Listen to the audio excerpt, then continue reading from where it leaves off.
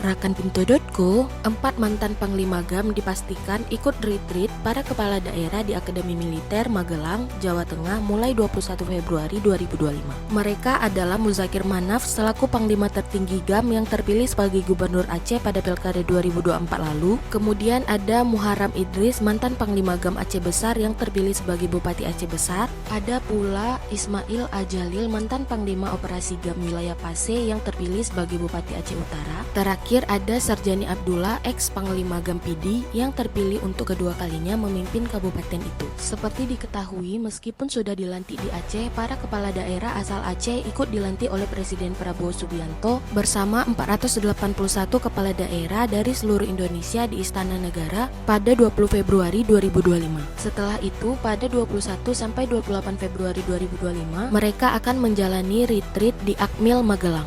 Selengkapnya kunjungi Pintu.co.